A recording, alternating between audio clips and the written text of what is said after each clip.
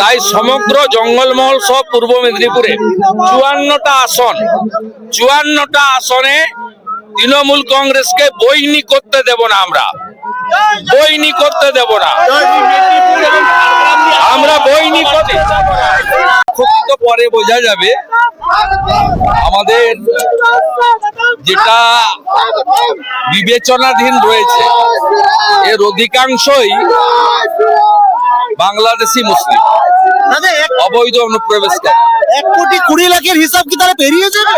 সংখ্যা পরে বলা যাবে। আপাতত যেটা হয়েছে, তবে এই যে আনম্যাপ বাদ গেছে, এতে 2002 এর পরে আসা আমাদের বাংলাদেশি শরণার্থীও কিছু আছে। আমি এদেরকে দুটো আবেদন আপনাদের মাধ্যমে করব। একটা হচ্ছে যারা সিএ আবেদন করেছেন, দ্রুত তাদের আবেদনের নিষ্পত্তি হবে, ভারত সরকার করবে, এটা আমরা কথা বলেছি। দ্বিতীয়ত হচ্ছে এখনো যারা সিএ তে আবেদন করেননি তারা দ্রুত আবেদন করুন।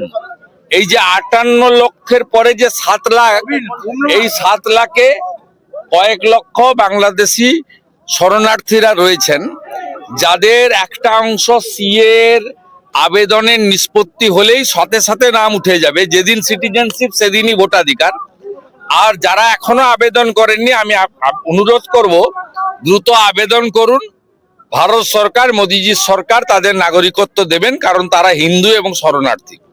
আর বাকি যে 60 লক্ষ আমাদের বিবেচনায় আছে জুডিশিয়াল অফিসারদের, এর বড় অংশ এরা অবৈধ বাংলাদেশি অনুপ্রবেশকারী।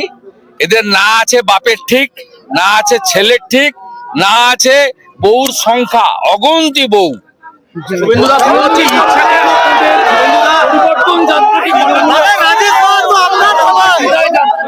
রাজেশ যোগ দিবে, রাজেশ যোগ দেবে।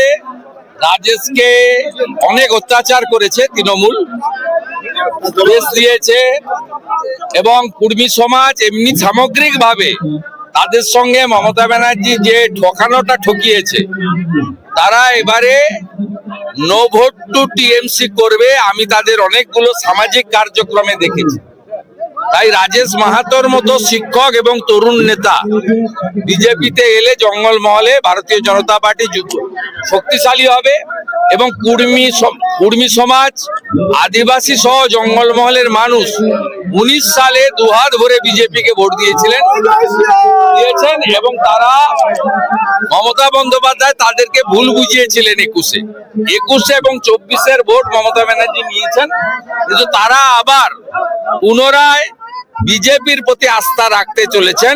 তাই সমগ্র জঙ্গলমহল সহ পূর্ব মেদিনীপুরে 54টা আসনে তৃণমূল কংগ্রেসকে বইনি করতে দেব না। বইনি করতে দেব না। আমরা বইনি করতে, আমরা উত্তরবঙ্গের সঙ্গে কম্পিটিশন করব। উত্তরবঙ্গের থেকেও বেশি সিট, ওখানেও 54, মালদা থেকে আলিপুরদুয়ার, আর এখানেও পুরুলিয়া থেকে পূর্ব মেদিনীপুর 54।